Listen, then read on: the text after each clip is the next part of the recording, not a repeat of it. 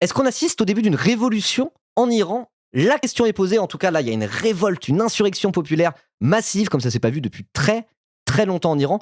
Peut-être depuis 1979, au moment où le régime du Shah d'Iran est tombé, et c'est le moment du coup de la révolution islamique, l'arrivée au pouvoir de l'ayatollah Khomeini, la création des pasdarans, les gardiens de la révolution islamique, tout ça, donc c'est en 1979, et c'est le même régime en Iran depuis 1979 jusqu'à maintenant, un régime qui est extrêmement impopulaire, et donc c'est pas la première fois qu'il y a une grogne comme ça, qui prend même la forme d'une révolte, mais là, c'est vraiment énervé. Donc, on est peut-être sur le début d'une révolution. C'est pas impossible. En tout cas, quand il y a des révolutions dans le monde, généralement, ça commence et ça prend la forme que là, c'est en train de prendre à peu près en Iran, quoi. Et notamment, on vient d'apprendre alors, c'est extrêmement difficile d'avoir des infos sur ce qui se passe, puisque du coup, le régime a totalement coupé Internet et essaye vraiment de mettre dans le noir le plus possible la population iranienne, ce qui fait que c'est assez dur d'avoir des images sur place et des informations. Mais là, il y a une info qui est tombée cette nuit ou tôt ce matin, je l'ai vu moi en me réveillant, sur le nombre de morts, sur l'ampleur de la répression. Et il y a une ONG qui annonce 16 000 interpellations depuis le 28 décembre, quand ça a commencé, et surtout 2000 morts en 17 jours. Même un peu plus. Voilà, là dans le monde. Donc l'ONG, elle s'appelle Ashrana, Hrana. Et la contestation a fait plus de 2500 morts selon cette ONG. Et voilà, donc je vous le lis. La violente répression du mouvement de contestation en Iran a tué plus de 2500 personnes, dont 2403 manifestants. C'est gigantesque. 12 000 selon Amnesty. Alors je pense que c'est des estimations, mais c'est des trucs qui sont pas du tout confirmés. Mais déjà, alors, déjà 2400 morts, 2400 manifestants tués dans dans la répression, c'est gigantesque. Hein. C'est assez rare en vérité que la répression fasse 2400 morts comme ça. Ok ? Et 9 personnes qui ne prenaient pas part aux manifestations qui ont été tuées aussi, a rapporté mardi l'organisation Human Rights Activists News Agency, faisant état de morts confirmées. Parmi eux se trouvent 12 mineurs, ajoute-t-elle. Par ailleurs, l'organisation rapporte que 147 membres des forces de sécurité et soutien du gouvernement ont été tués. Les 12 000 sortent un peu de nulle part. Alors, soit vous envoyez un article un peu sérieux sur cette histoire de 12 000, sans ça, moi, on va rester sur ce chiffre-là, qui a l'air bien plus confirmé, là, qui a tourné dans un peu tous les médias, etc., de 2400. Parce qu'en fait, il y a des estimations, on se dit, ça pourrait peut-être aller jusqu'à 12 000, mais apparemment, il n'y a pas grand-chose de confirmé là-dessus. Parce que là, de 2400 à 12 000, je sais pas. De toute façon, en vrai, juste prendre des chiffres et dire, ah, regardez, il y a énormément de chiffres, ou de ça. Voilà, 2400, ça suffit largement déjà pour tirer les conclusions qu'on va tirer. C'est une répression massive et sanglante d'un mouvement de révolte. Déjà, c'est déjà largement suffisant pour dire ça. Donc moi, là, ces chiffres que j'ai eus, j'ai pas vu le chiffre de 12 000. Peut-être qu'il y a d'autres chiffres qui se tournent. Donc moi, voilà, on va rester sur le chiffre de 2000. C'est déjà très bien. Attendez, j'ai enlevé ma barre de tâches. Par contre, j'ai oublié de le faire. Hop là, ça sera plus joli comme ça. Voilà. Donc cette ONG fait aussi état de 18 434 manifestants arrêtés dans le mouvement, qui s'est étendu dans 187 villes. Selon la même source, 97 cas de confessions forcées ont été diffusés et la répression a également fait 1134 blessés graves. Blessés graves. Ça ressemble à un début de guerre civile. Ça ressemble même pas à un début de guerre civile, ça ressemble à un début de révolution. Hein. Une guerre civile, il faut qu'il y ait deux camps et que ça soit quasiment du 50-50 ou quelque chose comme ça pour que ça passe en guerre civile. Mais là, l'écrasante majorité de la population est contre le régime iranien et contre les gardiens de la révolution, donc les pasdarans, on les appelle comme ça sinon. C'est l'autre nom. Ou pasdaran, je sais pas. En tout cas, je crois que c'est Pascal Boniface, j'ai écouté son truc hier là, il dit pasdaran lui. Bon, bref. Et donc c'est genre, il y a 85% de la population qui sont contre eux, ils ont un soutien qui est en vérité assez maigre.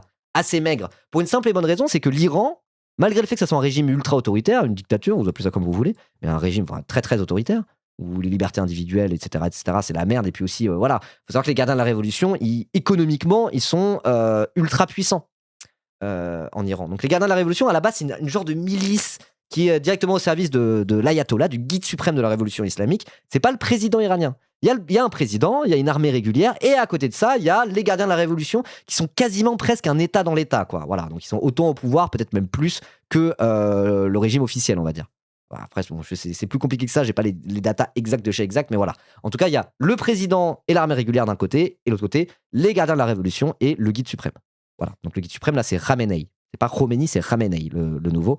Et les pasdarans, du coup, c'est tous les soldats, les gardiens de la révolution islamique. Et donc, du coup, ce corps-là, on va dire, des gardiens de la révolution, il possède économiquement énormément de choses. Genre, tous les télécoms du pays, il les possède. Énormément d'industries, de secteurs économiques dans le pays. En fait, c'est les gardiens de la révolution qui les possèdent. Et du coup, ils se font une thune de fou, il y a des magouilles, etc. Beaucoup de clientélisme. Et ça a fait qu'en Iran, il y a des gros problèmes économiques. En plus, il y a eu une inflation monstrueuse. Du coup, les gardiens de la révolution la subissent aussi, mais le peuple encore bien plus. Et donc là, c'est pour ça qu'à la base, c'est une insurrection qui part des petits commerçants iraniens. Plus il y a eu des sanctions aussi, ouais, plus il y a des sanctions occidentales depuis très très longtemps. Mais ça fait des décennies, quoi. Mais là, en gros, c'est par rapport à des questions plus de l'ordre économique, de l'ordre un peu du pouvoir d'achat, de l'inflation, etc., que la grogne est partie, en fait, en partant de pas mal de petits commerçants, pour des raisons vraiment économiques. Et en fait, tout ça a réveillé un peu tout le mécontentement qu'il y a dans le peuple iranien par rapport à ce régime qui est extrêmement impopulaire, et d'autres revendications, notamment sur les libertés individuelles, sur les droits des femmes, sur l'aspect autoritaire, mais pas purement économique du régime des gardiens de la Révolution, etc. Tout ça, c'est un peu aggloméré dans un seul et même mouvement qui est franchement insurrectionnel, voire révolutionnaire, quoi. Voilà. Attends, les problèmes éco viennent aussi et surtout de l'embargo. Oui, ça vient de l'embargo et de l'inflation, etc.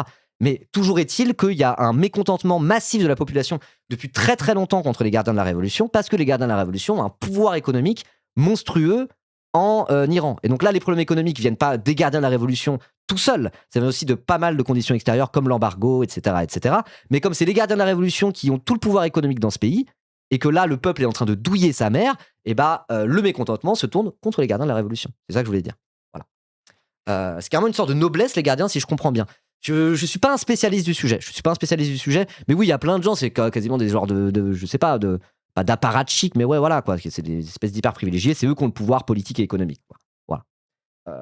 Au détriment du peuple, quoi. Et donc, c'est pour ça que ces problèmes d'ordre économique ont rejoint d'autres problématiques. D'autres problématiques qui étaient déjà au cœur de manifestations par le passé. Il y a eu un gros moment de manifestation en 2022 suite à la mort d'une femme, je sais plus comment elle s'appelle, qui avait été tuée par la police des mœurs, quoi. Donc après, il y avait un gros mouvement de manifestation. Il y a une dizaine d'années, pareil, il y a eu des gros mouvements de manifestation comme ça, avec d'autres revendications. Et là, en gros, tout ça, tous ceux qui sont mécontents du régime sont en train de fusionner un peu dans ce gros mouvement très massif en Iran, qui est potentiellement révolutionnaire, quoi. Voilà, donc j'ai fait un petit résumé un peu de ce qui se passe. Je pense que c'était pas trop mal. Voilà, donc on va commencer avec ce petit sujet de France 24 pour parler un petit peu de où on en est en termes de manifestation et en termes de répression surtout. C'est très difficile d'avoir des informations sur place également, puisque l'Internet est... Moi, je trouve cela stupide de vouloir faire la révolution au moment où tu te fais focus par l'Occident et Israël. À ce moment-là, ils feront jamais rien parce qu'être focus par l'Occident et Israël, c'est le cas depuis 30 ans en Iran. Étrange de la part des Iraniens, je me suis pas trop aux infos. Oh là là, Nars H2O. Tu penses que tout ça, c'est un peu des fake news et que c'est les États-Unis qui organisent ça, genre? Non mais genre, faut comprendre ce que c'est que le régime iranien aussi. C'est un régime qui est extrêmement impopulaire et extrêmement autoritaire, vénère, quoi. C'est normal et c'est loin d'être la première fois où il y a un soulèvement comme ça en Iran. Et le truc aussi, c'est qu'il y a le peuple iranien, en fait, il y a un accès à Internet et aux réseaux sociaux et à l'information qui est, malgré l'aspect très très très autoritaire du régime, en fait, ils ont beaucoup accès à l'information. Du coup, il y a un décalage entre ce que c'est le peuple iranien, les inspirations du peuple iranien et le régime. Voilà. Et le régime. Et donc c'est aussi pour ça qu'il y a souvent pas mal de manifestations, quoi. Le régime est extrêmement populaire en Iran. En fait, il y a des régimes autoritaires qui tiennent en place par une quantité gigantesque de propagande et qui arrivent à avoir l'appui du peuple malgré le fait que ça soit des dictatures. En Iran, c'est pas le cas parce qu'ils ont il y a une grande qualité, enfin ils ont un grand accès à l'information, il y a une bonne qualité en termes d'éducation, etc. Ce qui fait que le régime depuis très longtemps est extrêmement populaire. Et s'il tient, c'est uniquement par la coercition. Voilà, c'est pas trop par la propagande, c'est surtout par la coercition, mais c'est un régime qui est extrêmement populaire pour les raisons que je viens de dire. Donc il y a absolument rien de déconnant à ce que ça éclate maintenant, quoi. Voilà. On peut être contre la répression des mollahs et l'impérialisme américain et israélien, mais évidemment. Alors là, les espèces de trucs de campisme, etc., c'est pas comme ça que ça marche. Il y a aucune sympathie et soutien, enfin, il y a aucune sympathie à avoir pour le régime iranien. Pour le peuple iranien, évidemment, mais le régime iranien, c'est tout sauf des camarades, quoi. Et c'est pas parce qu'ils sont c'est pas parce qu'ils sont en porte-à-faux par rapport à Israël et les États-Unis qu'on n'aime pas d'un point de vue géopolitique que ça en fait des camarades quand on parle du régime et quand on parle de ce qui se passe en interne en Iran. Là, c'est pas un truc des géopolitiques, c'est pas pour des raisons géopolitiques, c'est pour des raisons qui n'ont rien à voir avec l'international qu'il y a ce soulèvement. C'est pour des raisons que le peuple iranien, on a plein le cul de ce régime dictatorial, quoi. Voilà, c'est tout. C'est très difficile d'avoir des informations sur place également, puisque l'Internet est totalement coupé à l'intérieur du pays. Atterrant même après les journées de manifestation, très très importantes entre jeudi et dimanche, il semble qu'il Ribot solide face à la pas du team campiste. Non mais la pas du team, ils sont pas campistes sur le sujet de l'Iran. y ait donc La pas du team, ils soutiennent ces manifestations. moins de manifestations. J'ai interrogé des habitants de plusieurs quartiers de Téhéran où il y avait des manifestations importantes entre jeudi et dimanche. et ils m'ont dit que mardi soir, c'était plutôt calme dans ces quartiers, donc qui avaient connu des manifestations importantes. Les autorités, de leur côté, ont annoncé de nombreuses arrestations de personnes qu'ils qualifient désormais de fauteurs de troubles ou d'émeutiers et de saisies d'armes, à la fois à Téhéran, mais aussi en province. Tout le monde ici est bien sûr choqué par les images de la morgue de Kahrizak dans le sud de Téhéran, puisque ici en Iran, on a tout le monde possède des paraboles, ou presque tout le monde dans les grandes villes, mais aussi dans les petits villages les plus éloignés, donc possèdent des paraboles et ont accès et peuvent regarder les chaînes satellitaires qui émettent depuis l'étranger, notamment les chaînes en persan qui ont diffusé ces images. Et dans ces images, on voit bien sûr... C'est tellement violent, sérieux. Oui, un trigger warning, c'est des images qui font pas plaisir à voir. Hein. Après, c'est France 24, c'est la télévision, donc il n'y aura pas de truc trop répressif, mais enfin pas d'image trop spectaculaire, on va dire, trop graphique, c'est ça le mot que je cherchais.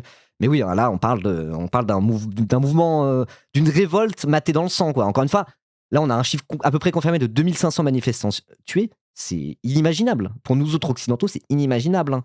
Je veux dire, les gilets jaunes, ce qui était vraiment... Tout le monde a commencé à parler de dérive autoritaire par rapport au maintien de l'ordre qu'il y avait en France au moment des gilets jaunes. A raison. Hein. Encore une fois, la doctrine de maintien de l'ordre en France, pour les critères occidentaux, c'est vénère de chez vénère. Hein. Je pense que dans les pays occidentaux, on est parmi le pays qui a le maintien de l'ordre le plus violent de tout l'Occident. Vraiment. C'est un peu l'exception policière française. Vous voyez, il y a eu un mort ou deux. Hein. Voilà, il y a eu un mort ou deux. Quelques mains arrachées, quelques yeux crevés, c'est inadmissible et il faut évidemment se lever contre ça et pointer du doigt la dérive autoritaire qu'il peut y avoir, y compris en France.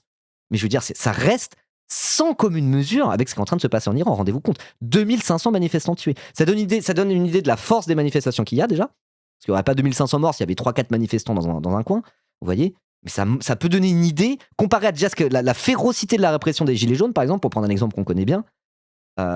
C'est une fraction de ce qui se passe en Iran, quoi. Donc c'est pour ça qu'il faut apporter il faut apporter, pas massivement, c'est quoi le mot que je cherche? Il faut apporter sans sourciller son soutien au soulèvement iranien par rapport à cette répression mortelle qu'il y a, quoi. Genre, voilà.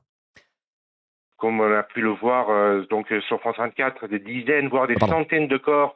Attendez, ouais, peut-être qu'on va pas regarder cette vidéo parce qu'il y a quand même des... Je sais pas si ça passe sur Twitch, parce que là, je vois qu'on voit quand même des cadavres. Hein. Ils sont dans des sacs, mais ils dépassent un peu des sacs. Hein. Vous pensez qu'on peut regarder ça sur Twitch? Attendez. Non, on va passer les images des bodybags là, parce que moi-même, c'est un peu violent.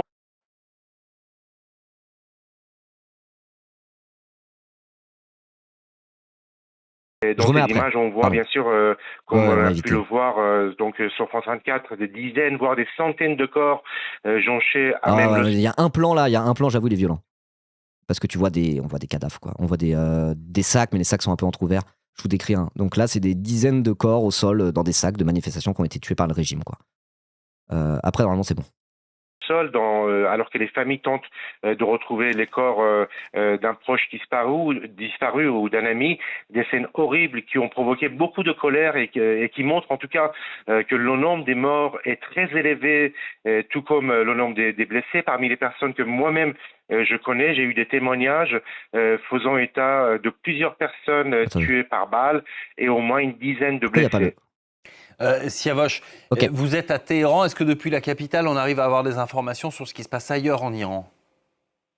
Alors, le seul moyen, c'est d'appeler, par exemple, des connaissances dans les villes de province.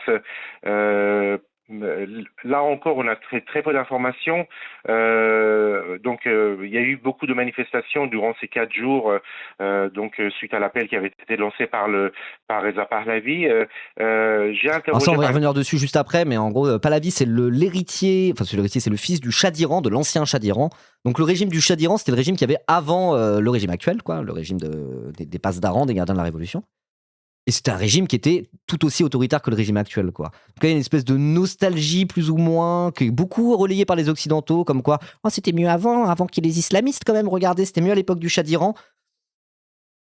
Non, grosso modo, c'était un régime ultra autoritaire aussi, ça torturait les opposants politiques, le régime du Shah d'Iran, il n'y avait aucun début de démocratie, c'était un despote, hein, le Shah d'Iran, c'était pas mieux, quoi, voilà. Et sachant qu'effectivement, par contre, la vraie différence, et c'est pour ça qu'il y a un traitement différent en Occident, c'est qu'il y a eu un coup d'État organisé par la CIA encore eux, encore eux, dans les années 50, en 53, quelque chose comme ça, je sais plus exactement, il y a eu un coup d'État organisé par la CIA qui a mis en place, en gros, le régime du Shah d'Iran en Iran, quoi, qui a duré un régime jusqu'en 1979, donc un régime qui a duré à peu près 25 ans, quelque chose comme ça. Ouais, 25 ans, jusqu'à la fameuse révolution qui est arrivée en 79. Alors oui, j'avais bloqué le terme CIA pour... J'avais bloqué le terme CIA pour rigoler sur le chat. Bon, bah, peu importe, hein, tant pis. C'est moi qui dis CIA. C'est moi qui dis CIA, vous le dites pas. Mais là, pour le coup, c'est pas du shitpost, hein, c'est la vérité. Donc voilà, le régime a duré 25 ans. Et après, il y a eu la révolution de 79 qui, à la base, n'était pas une révolution islamique spécialement, quoi. Voilà. C'était une révolution sur des revendications démocratiques, de liberté individuelle. C'était en mode, on en a marre de ce régime despotique qui nous oppresse. Et donc, du coup, clac, trouvez un autre mot, trouvez un mot de code pour CIA, voilà. Et donc du coup il y a eu un mouvement un petit peu qui ressemble à ce mouvement là quoi, qui est un mouvement au final assez protéiforme avec tout un tas de revendications, juste le peuple iranien qui se soulève par rapport au pouvoir autoritaire. Et après petit à petit ça a commencé à prendre de plus en plus la forme d'une révolution islamique quoi, avec l'ayatollah Khomeini du coup qui était en exil en Irak puis en France. En 1978 il a habité en France, dont le 7-8 représente le 7-8. C'est à Naufle-le-Château, figurez-vous, une ville que je connais, j'avais une pote qui habitait là-bas. Et du coup, il est revenu en 79 en Iran, et après tout a été très vite, et hop là, c'est devenu le guide suprême de la révolution. Et une fois que cette révolution s'est terminée, ça a donné le régime qu'on connaît maintenant et qui est toujours en place depuis 1979, malgré tout un tas de trucs qui se sont passés, notamment la guerre Iran-Irak qui a commencé en 1980, juste après le changement de régime. Ça a commencé avec 8 ans de guerre face à l'Irak de Saddam Hussein, avec des centaines de milliers de morts dans une guerre infâme de tranchées, avec des enfants soldats qui se sacrifiaient par vagues humaines, enfin genre une histoire douloureuse, quoi. Une histoire douloureuse, mais en tout cas, c'est le même régime depuis 1979. Voilà. Et donc, Pahlavi, dont on parle beaucoup, c'est le fils du Shah d'Iran qui avait été chassé. Et si les Occidentaux en parlent autant de Pahlavi, enfin la bourgeoisie occidentale, c'est parce que bah, voilà, le Shah d'Iran était directement l'allié des intérêts occidentaux. Quoi. Voilà. Une personne qui vit dans une ville...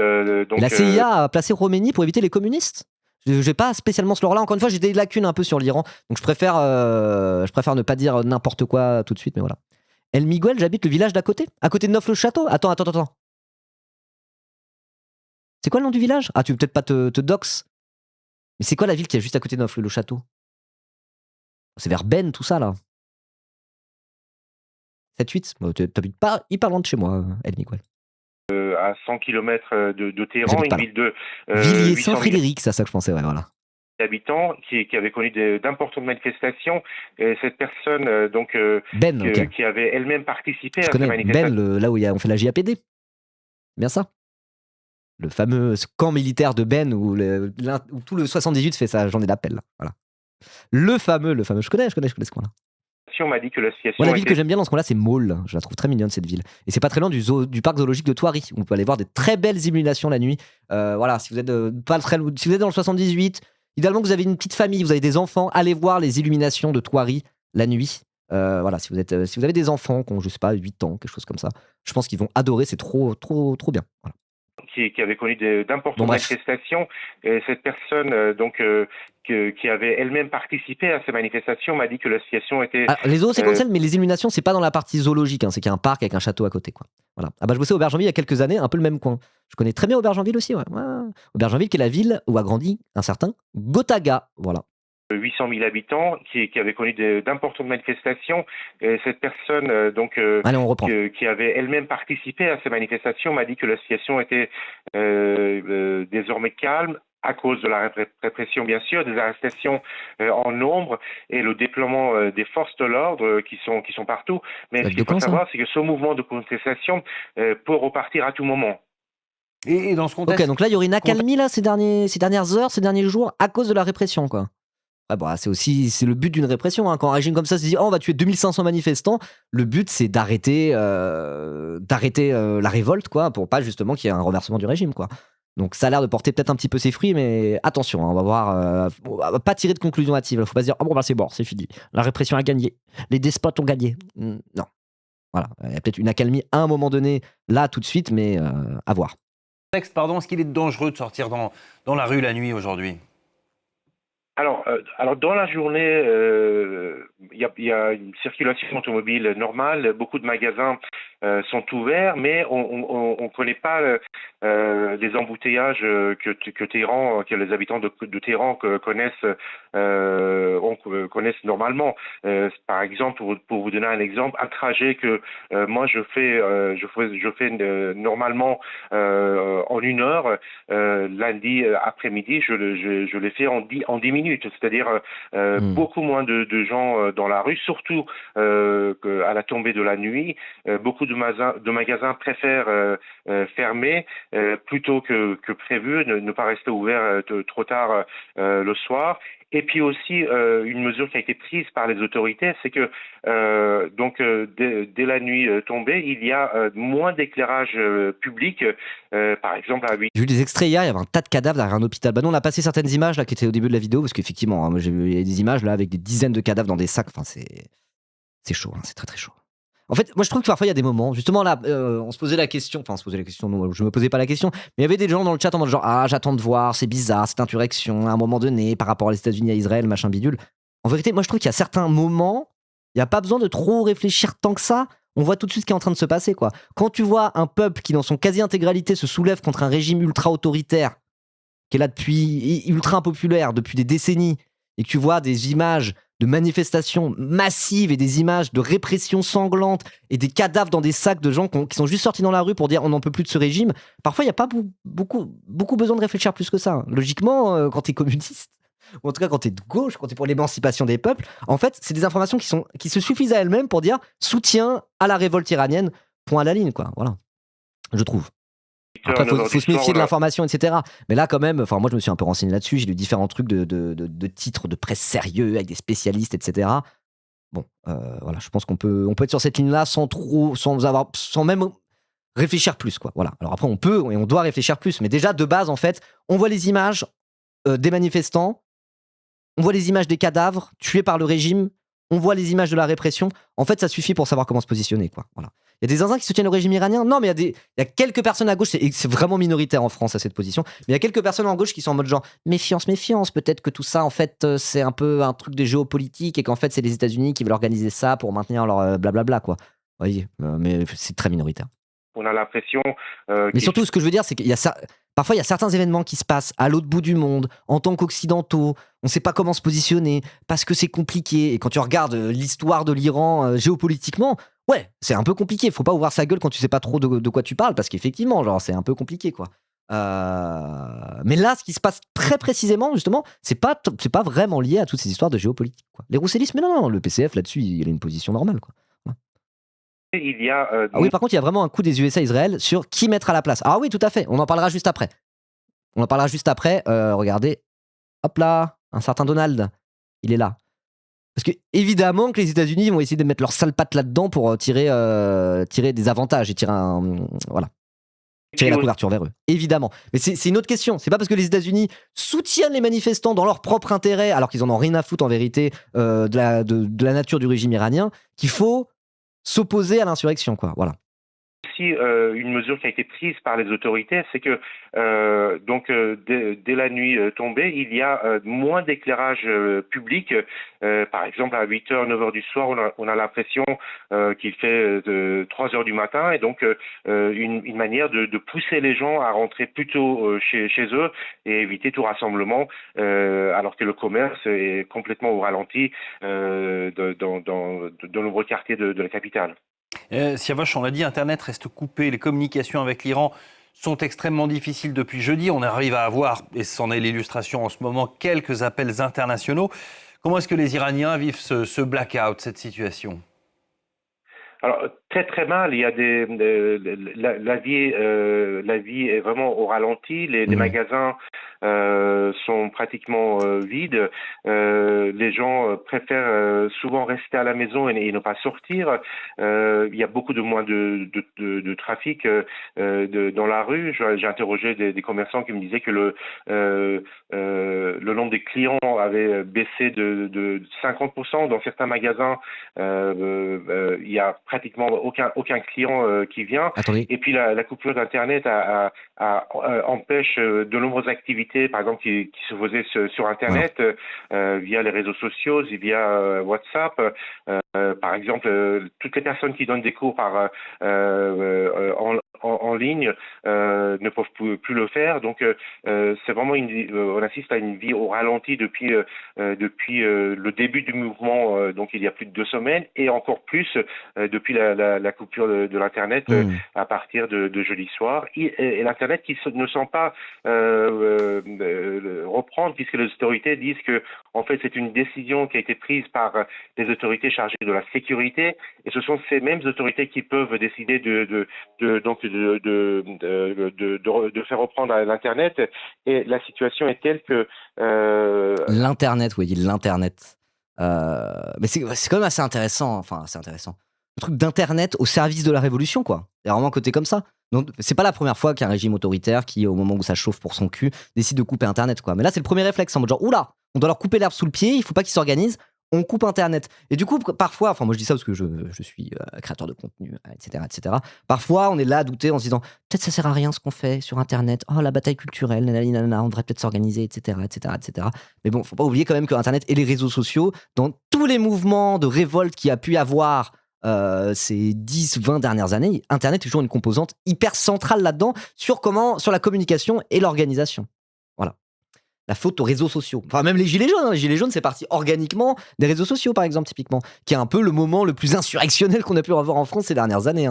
Insurrectionnel, je sais pas si c'est le bon terme, mais bon, vous avez compris ce que je veux dire, quoi. C'est le moment le plus où il y avait le plus de potentiel révolutionnaire, on va dire. Voilà. Après, il y avait les manifs contre les réformes de la retraite. Mais du coup, voilà, Internet. Internet. Apparemment, il faut encore attendre plusieurs jours pour qu'on ait de nouveau accès à l'Internet. Internet, ouais, c'est ce que je disais. Internet. Ok. Hein. Et alors attends, je regarde juste vite fait le direct du Monde. En vrai, le Monde sur l'international, généralement, c'est vrai, c'est pas mal du tout. Les autorités iraniennes appellent à saisir les biens des manifestants. Le procureur général iranien, Mohamed Movaed Azad, a appelé à identifier les propriétés des manifestants pour pouvoir les saisir afin de leur donner une leçon, rapporte la télévision d'État. Waouh. Selon Iran International, le tribunal de Qom a déjà annoncé la saisie des biens et des comptes bancaires d'un propriétaire de café de la région. Arrêté le 13 janvier et soupçonné d'avoir soutenu les manifestations. Ah ouais. Donc bon, ça tue, ça fout en tôle, mais là carrément, ça exproprie les gens qui ont pris part aux manifestations. Sachant qu'il suffit de dire, toi on te suspecte d'avoir soutenu les manifestants, et direct, t'expropries des gens, quoi. Saisir les biens. Et c'est chaud, quoi. Quoi d'autre ? Jean-Noël Barrot, donc c'est notre ministre de l'Intérieur, notre ministre des Affaires étrangères, c'est aux Iraniens qu'appartient leur propre avenir, et c'est cela que doivent entendre les autorités du pays. Bah tiens, ça sera intéressant, du coup après on va pouvoir parler de Donald Trump. Juste, je vais chercher ma clope électronique que j'ai oubliée, j'arrive dans 1 seconde, bougez pas. Vraiment, je mets pour 20 secondes, vous pouvez compter.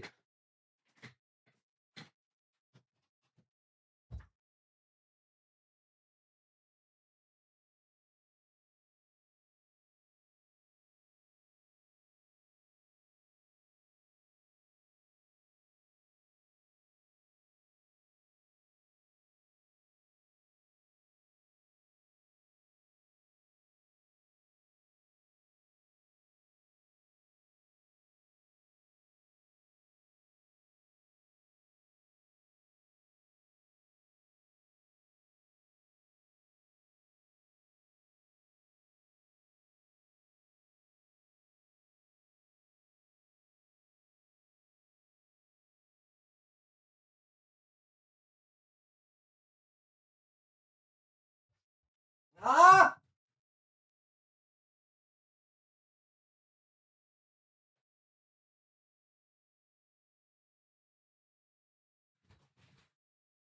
Pardon. J'ai pris 20 secondes? Non, j'ai pas trouvé ma clope électronique. Voilà la vérité. J'ai cherché mes vraies clopes. Bah non, mais je pensais que j'avais posé quelque part, mais en fait j'ai dû l'oublier dans ma caisse, comme d'hab. J'en ai marre, je passe ma vie à perdre ma clope électronique. Tant pis, je roulerai une petite clope après. Donc oui, du coup, Jean-Noël Barrot. Parce que là, on a parlé de ce qui se passe en interne, en Iran, etc. Bon, bah, encore une fois, le truc est relativement clair. On soutient aux manifestants. Point.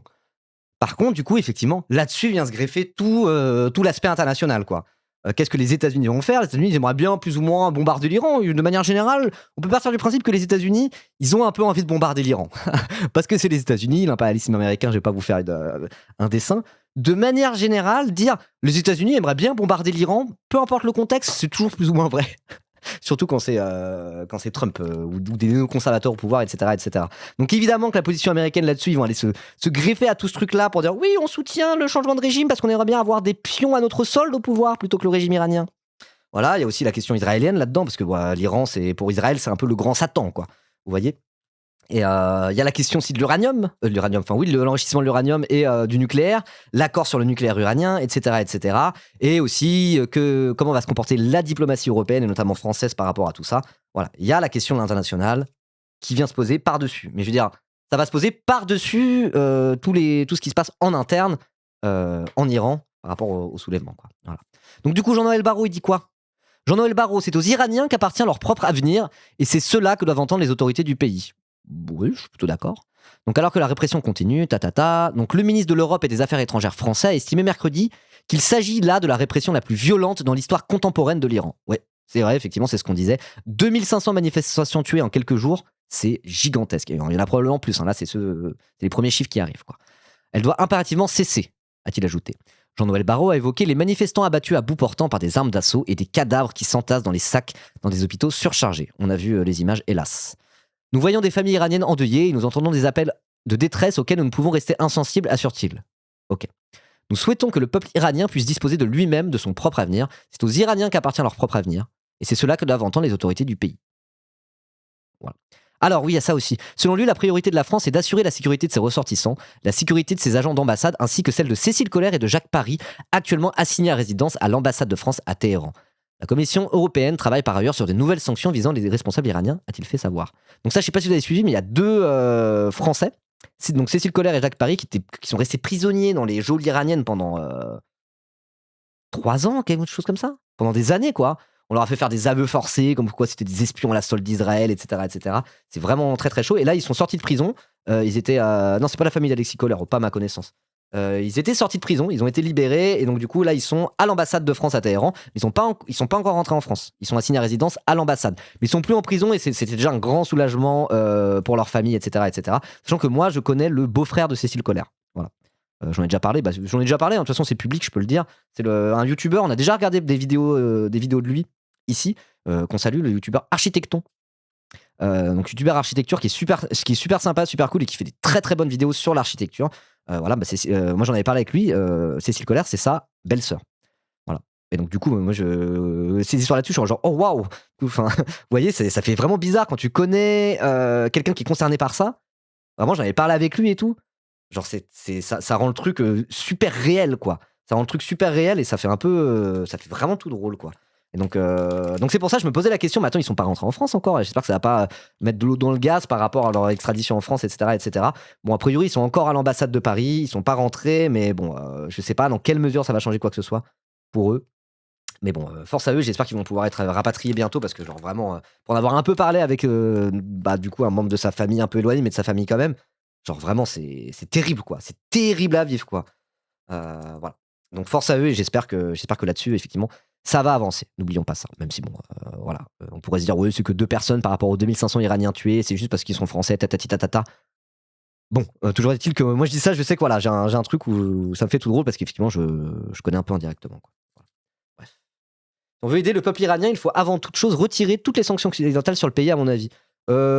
Probablement, mais là, ouais, là, on va voir comment ça se passe parce que de toute façon, c'est en train de bouger de fou. En tout cas, moi, il y a un truc dont je suis à peu près sûr, c'est que si on veut si on veut le bien du peuple iranien, le mieux à faire déjà, c'est de pas laisser les États-Unis d'Amérique foutre leurs sales pattes et leurs sales bombes dans cette histoire pour tenter de mettre un régime qui leur soit plus favorable, parce que ça fout un peu la merde. Hein.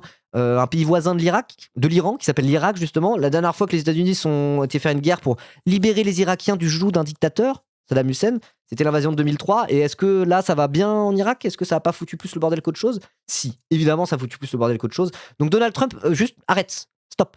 Voilà. Reste en dehors de ça. Laisse les Iraniens se soulever tout seuls. Tranquille, ils n'ont pas besoin de tes bombes. Donc Donald Trump qui dit, je vais vous traduire. Enfin, je vais vous lire les sous-titres. Nous prenons la situation très au sérieux. L'armée se penche sur la question et nous étudions des options très sérieuses. Donald Trump a fait monter la pression sur l'Iran. Il semble que certaines personnes aient été tuées injustement. Ce sont des individus violents Si on les appelle des chefs, je ne sais pas s'ils en sont vraiment. Ils règnent simplement par la violence. Nous prenons la situation très au sérieux. Alors encore une fois, oui, effectivement, de dire que c'est un régime ultra autoritaire où ils règnent par la violence et la coercition, c'est vrai. Mais tu es peut-être un peu mal placé pour parler de ça, Donald Trump. Parce qu'en ce moment, tu as littéralement une milice personnelle qui s'apparence quasiment à la Gestapo, la ICE qui tue des innocents, des mères de famille innocentes dans la rue, et après, le gouvernement, ton gouvernement précisément, est en mode genre, c'était une terroriste, une agitatrice d'ultra-gauche, voilà. Si vous vous en prenez à la ICE, vous savez ce qui vous attend, une balle dans la tête, basée.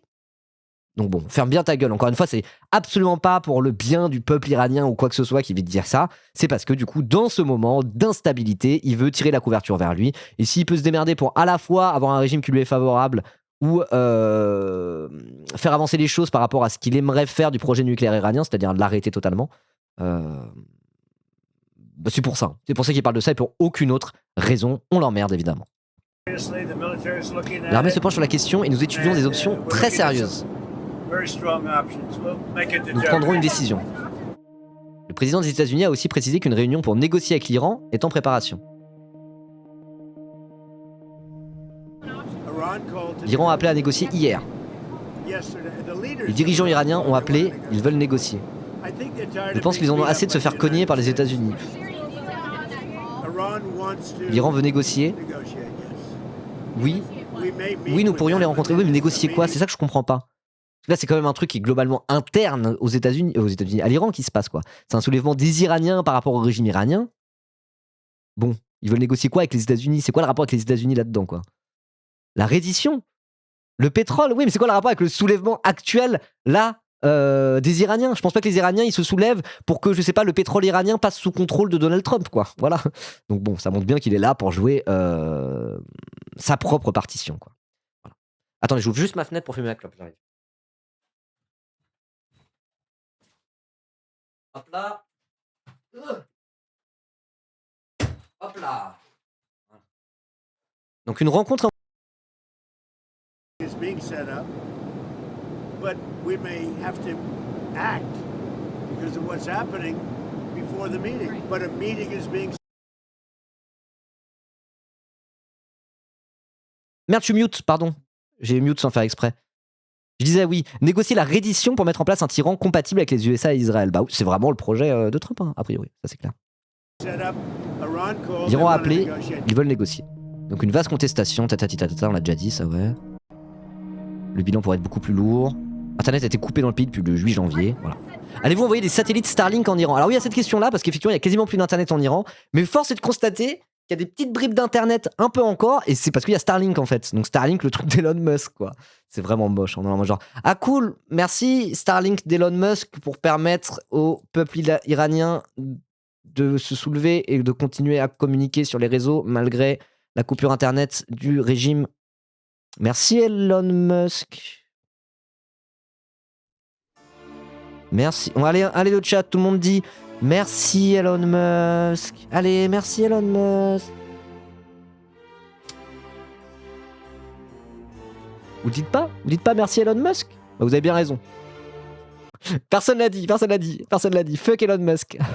Nique-toi Musk. Voilà. Ça c'est ma commu, ça c'est mon chat, ça.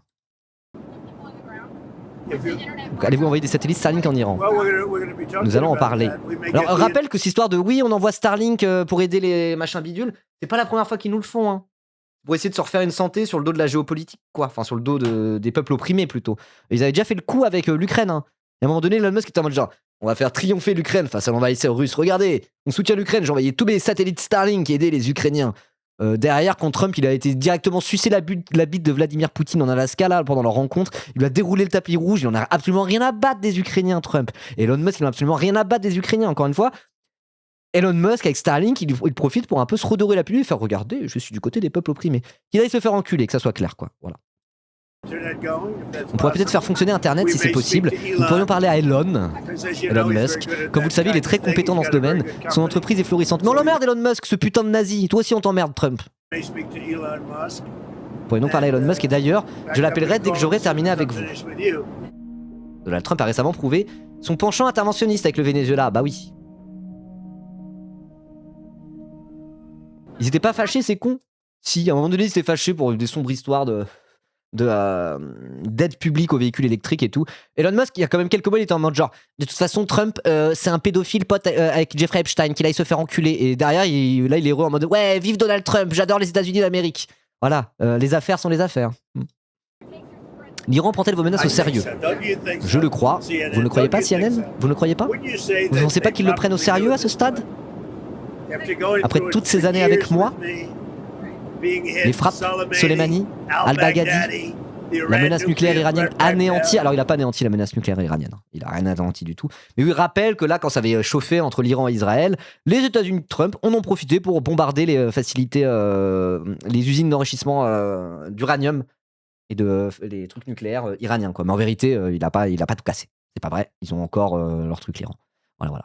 Sachant qu'il y a une histoire d'enrichir l'uranium à 3,5%. Donc ça, c'est légal pour n'importe quel pays du monde d'enrichir de l'uranium à hauteur de 3,5%. C'est fait pour faire de l'uranium civil, des usines nucléaires, etc. Pour des utilisations civiles. C'est l'enrichir au-dessus de 3,5%. Ça, t'as pas le droit de le faire parce que du coup, après, tu pourrais fabriquer une bombe nucléaire avec. Voilà. Et donc, c'est ça que ça concerne, le fameux accord nucléaire iranien et tout. Donc, les États-Unis, s'ils restent à 3,5% d'enrichissement de l'uranium, l'Iran, ils sont OK. Sachant qu'Israël, eux, ils sont en mode, on veut pas d'uranium iranien. Point la ligne, 0% d'enrichissement. Donc, c'est pour ça, il y a des petites subtilités, des petits trucs, mais bon, c'est un beau bordel. Hein. Vous ne croyez pas? Et puis, il y a eu le Venezuela. Elle dit CNN, vous voudrez qu'ils prennent votre menace au sérieux? Vous ne pensez pas qu'ils la prennent au sérieux après tout ce que nous avons fait? Je dis uranien, non, pardon, iranien. L'uranium iranien. Voilà, donc il fait le cowboy, il est en mode genre, mais regardez, on est la police du monde, on a bien montré que si on voulait aller kidnapper un chef d'État, on avait juste à envoyer des Delta Force là-bas, on s'en bat les couilles, nous, on est les maîtres du monde, vous croyez qu'ils nous prennent pas au sérieux? Ouais, je vais vous montrer s'ils nous prennent au sérieux ou pas. Donc Donald Trump qui fait du Donald Trump, si tu peux rester bien loin de ça et ne pas commencer à mettre tes sales pattes et à faire de l'ingérence en Iran, s'il te plaît, merci. Parce que sans ça, c'est reculer pour mieux sauter, et qui est-ce qui va être la première victime de ça, de cet interventionnisme impérialiste américain? Bah, les Iraniens sur le temps long, voilà, exactement comme ça s'est passé avec l'Irak en 2003, etc. Voilà, c'est pas parce que le régime iranien est un régime despotique qu'on doit pour autant être en mode ouais, vive Trump parce qu'il va les bombarder. De la même manière, c'est pas parce que Trump veut bombarder l'Iran ou ce genre de choses qu'il faut prendre la défense du régime iranien. Non, il faut prendre la défense du peuple iranien, victime des oppressions, dans ce qui va peut-être devenir une révolution. Voilà, c'est la ligne. C'est la ligne. Et donc, du coup, quel débouché pour ces insurrections? Imaginons, le régime tombe. Le régime des gardiens de la révolution tombe parce que c'est la révolution en Iran. Qu'est-ce qui se passe après? Là est la question. Et bah, c'est quoi ça? Et bah, il y a quand même pas mal de gens, justement, on va en parler, pas mal de gens en Occident, hein, je le dis bien en Occident, qui ont une petite idée derrière la tête. Ils ont une petite idée derrière la tête, et ça serait le retour du Shah d'Iran. Donc le Shah d'Iran, c'était le régime qui avait avant la révolution de 1979, la révolution islamique, tout ça, le début de ce régime. Et c'était un despote tout autant. Hein. Voilà, hein, ça torturait, comme je disais tout à l'heure, ça torturait les opposants politiques, ça emprisonnait à tour de bras, ça s'accaparait toutes les ressources, ça faisait du clientélisme de merde et tout. Voilà, il n'y a pas une espèce de nostalgie à avoir sur le Shah d'Iran. C'était pas mieux. Si notre boussole, c'est l'émancipation et l'autodétermination du peuple iranien, le Shah d'Iran et son héritier Pahlavi, dont tout le monde se branle en vérité, qu'il aille bien se faire foutre, hein, que ça soit clair. Donc là, on vient de m'envoyer l'article du Grand Continent, qui est probablement très intéressant, on va pas le lire maintenant parce qu'on a pas mal de trucs à faire. Et voilà, donc Reza Pahlavi, le fils du Shah, qui se prépare à devenir vice-roi en Iran, pas sûr qu'il y arrive, hein, voilà.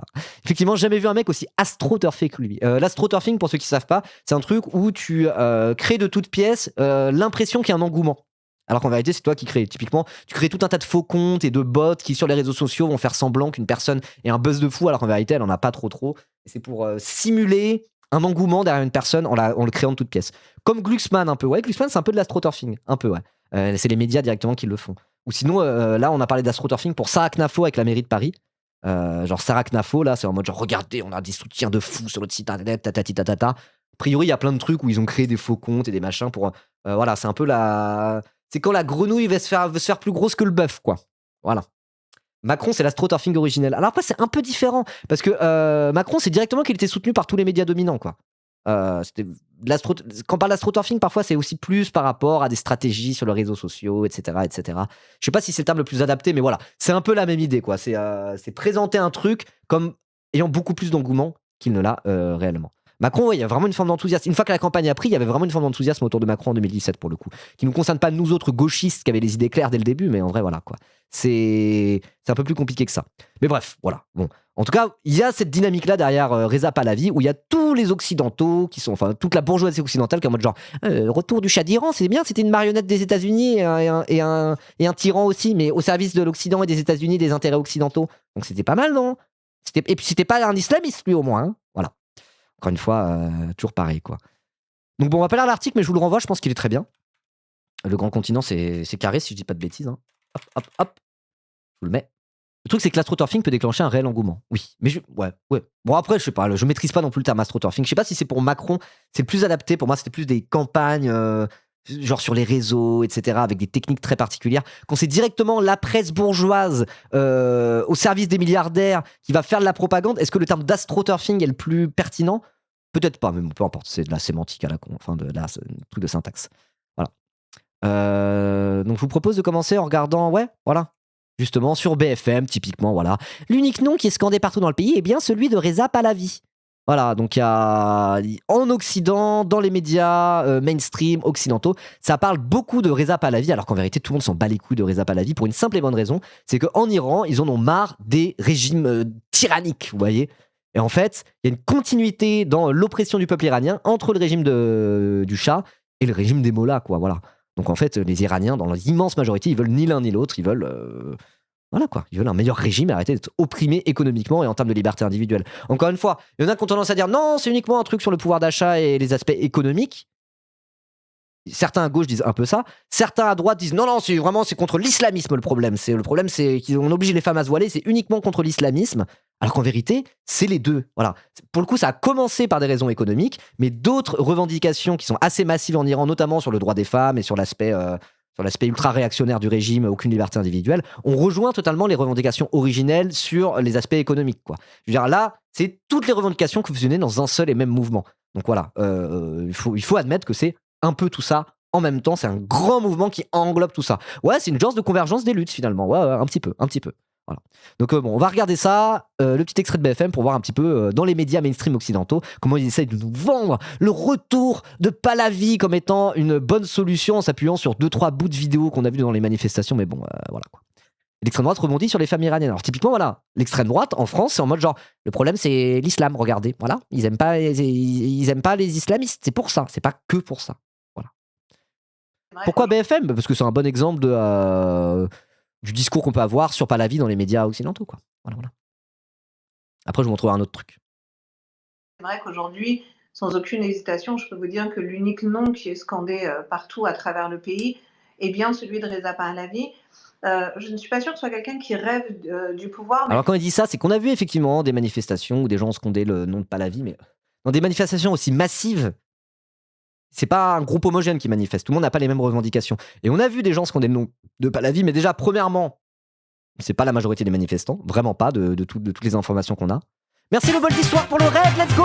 Merci beaucoup le bol d'histoire pour ce petit raid. Installez-vous, on est en train de parler de l'Iran, du soulèvement iranien, peut-être de la révolution, peut-être qu'on pourra faire ça dans quelques temps, on pourra parler d'une révolution iranienne, je l'espère. En tout cas, voilà, on était en train de parler à quel point les médias occidentaux et la bourgeoisie occidentale, en réalité, essayaient de nous revendre le retour du Shah d'Iran comme la solution. Voilà, en fait, ils le font pour une simple et bonne raison, c'est que c'était directement l'allié des intérêts occidentaux, le Shah d'Iran, quoi. Mais c'était aussi un régime despotique, quoi. Salut Elias, comment ça va? Donc là, on regarde un extrait de BFM TV où ils essaient de nous vendre ça, quoi. Je ne suis pas sûre que ce soit quelqu'un qui... J'étais en train de dire, voilà, c'est pas parce qu'effectivement on a vu des images de manifestations où ça scandait le nom de Pahlavi qu'en vérité c'est le truc qui est partagé par la majorité des Iraniens. Vraiment pas. Et en plus, sachant qu'il y a peu de noms à scander en vérité. Parce qu'il n'y a pas une figure de l'opposition qui sera à même d'être au cœur des revendications. Il n'y a personne qui personnifie un peu cette envie de changement de régime. Le seul qui pourrait éventuellement un peu avoir ce rôle-là, effectivement, c'est Pahlavi. Mais ça veut pas dire que c'est un avis qui est partagé. Et donc du coup, ils n'ont pas trouvé d'autres noms qui ont été scandés. Parce qu'en vérité, il n'y a pas trop de grandes figures de l'opposition dont le nom aurait pu être scandé. Donc à chercher un nom qui a été scandé dans les manifestations, il n'y a que celui de Pahlavi qu'on a éventuellement pu entendre être scandé. Voilà. Mais ça reste une minorité. Et l'écrasante majorité des Iraniens, ils veulent pas de son retour parce qu'ils veulent pas d'un despote pour la vie. Sachant que Pahlavi, il a jamais dénoncé l'aspect autoritaire du régime de son daron. Hein. Donc son daron, c'est l'ancien Shah d'Iran. Jamais de la vie, il a dit « Ah oui, le régime du Shah, ça torturait les opposants politiques, c'était ultra autoritaire. » Il dénonce rien du tout. Donc dénoncer l'aspect autoritaire et tyrannique, on va dire, du régime actuel, sans même évoquer l'aspect tyrannique du régime précédent, le sien, ça montre bien qu'il est complètement à la ramasse, celui-là, quoi. Je ne suis pas sûre que ce soit quelqu'un qui rêve du pouvoir, mais plutôt qui a été appelé finalement par son peuple et qui a assumé cette responsabilité. C'est pas la vie qui est partagée, oui. Et c'est vrai il a toujours été très clair sur le fait qu'il allait accompagner le peuple iranien dans sa phase de transition. Il est accompagné d'une équipe d'experts, que ce soit au niveau de l'écologie, de l'économie, du juridique, du constitutionnel. Et il a présenté un programme de 180 pages très détaillé sur toutes les étapes de la phase de transition, du moment de la chute du régime jusqu'à l'élection libre durant laquelle les Iraniens pourront aller. Ribo, c'est la nièce d'un ponte du régime dictatorial de l'ancien Shah, fondatrice de la très vocale assaut Femme Azadi, qui vit à Paris et défend les intérêts occidentaux et leur pantin pas la vie. Alors merci de me le préciser, Carminia 3. Je ne savais plus exactement ce que c'était, tu as fait un bon résumé. Mais oui, voilà, de toute façon, je montrais cet extrait pour dire que les voix de ce genre-là, qui effectivement sont extrêmement orientées, elle, c'est directement un soutien de l'ancien régime. Et bien évidemment, eux, on leur donne beaucoup plus la parole que certains autres dans les médias dominants de la bourgeoisie occidentale, parce que ils aimeraient bien réavoir ce régime-là, qui était plus ou moins leur botte, quoi. Voilà. Voter pour la forme de démocratie et le dirigeant. Ouais, c'est comme une tentative de restauration de la royauté, c'était littéralement ça. Hein. Le Shah d'Iran, c'était un régime monarchique. Qu'ils souhaitent. Et je pense que ce qui a fait que les Iraniens ont adhéré et sont descendus par millions après son appel, c'est justement ce programme qui a plusieurs grands axes très précis. Le premier, c'est la laïcité, effectivement, séparer absolument la religion de l'État. Le deuxième, c'est l'intégrité territoriale de l'Iran pour que l'Iran reste un seul et indivisible. Le troisième, c'est le respect des droits humains. Et le quatrième, le respect des minorités, c'est-à-dire minorités, qu'elles soient ethniques, sexuelles, religieuses, peu importe, qu'enfin les Iraniens puissent vivre libres. Donc oui, nous, on a confiance. C'est vraiment son appel qui a fait ça ? Mais c'est absolument pas, alors absolument pas. Elle dit même pas d'où est parti le mouvement de contestation, enfin le mouvement de révolte. C'est parti de raisons économiques où genre il y a un appauvrissement extrême là ces derniers temps du peuple iranien. Voilà, c'est parti du bazar comme on dit, genre parce que c'était les petits commerçants dans les bazars et tout. C'est parti de la révolte, quoi, pour des raisons à la base économiques. Et quand elle dit il y a des envies de liberté individuelle, notamment aussi sur l'aspect religieux, donc elle utilise le mot de laïcité. Je suis pas sûr que ce soit le mot qui soit utilisé par les Iraniens le plus, mais oui, il y a aussi cet aspect-là dans les manifestations actuelles. Ça rejoint d'autres trucs. Notamment, il y avait un des grands derniers mouvements de révolte qu'il y a eu en Iran, c'était le mouvement Femmes, Vie, Liberté, etc. Là. Et ben ça a joint, il y a une convergence des revendications. Donc c'est vrai, mais elle met le curseur uniquement là-dessus pour dire au final, le Shah d'Iran, c'était bien. Bah non. Dans son programme, la rue a confiance dans son programme. Oui, il y avait déjà des révoltes avant, mais pas de cette ampleur-là. Pas avec une répression pareille, quoi. Voilà. Aujourd'hui, il est désigné et on a aussi besoin que le reste du monde commence à faire confiance au peuple iranien. Donc voilà, quoi. Ça essaie de nous vendre un peu, pas la vie, mais que dalle. Hein. Que dalle, je tiens à le redire. Il n'y a pas que elle aussi. Hein. Il y a des gens bien plus pourris, qui eux sont méga fans de Pahlavi, on sait pas trop pourquoi, enfin si on sait pourquoi, parce que c'est des espèces de royalistes réactionnaires complètement cons, comme un certain Pierre-Jean Chalençon. Regardez cette merde. Au futur Shah d'Iran et à la famille impériale, libérer... Comment on retourne en arrière ? Putain, c'est chiant, attendez. Bougez pas. Au peuple iranien, tout mon soutien au prince Pahlavi, au futur Shah d'Iran et à la famille impériale, libérer ce pays, libérer du joug des islamiques et de cette république sanguinaire. Tout mon soutien. Voilà, cette république sanguinaire. Comme si il n'était pas sanguinaire, le Shah d'Iran, avant 1979. Non, il n'y avait pas de sanguinaire. Il torturait les opposants politiques, et c'est des trucs qui sont avérés. Il y avait de la torture d'opposants politiques. Il est en mode genre, non, c'était mieux, parce que c'était un roi, moi j'aime les rois. Après, c'est un fan de Napoléon, il est déguisé en Napoléon, quoi. Donc les couillons comme ça va pas plus loin que ça. C'est en mode genre, ah ouais, Napoléon, un grand homme. Le Shah d'Iran, c'était un roi, ok, trop stylé. Il n'était pas islamiste, lui, au moins, il torturait les gens, mais il n'était pas islamiste. Donc vive le Shah d'Iran. Ok, Pierre-Jean Chalençon, bolos, va. Au peuple iranien, tout mon soutien au prince Pahlavi, au futur Shah d'Iran et à la famille impériale. Merci Drakeos pour le raid, let's go!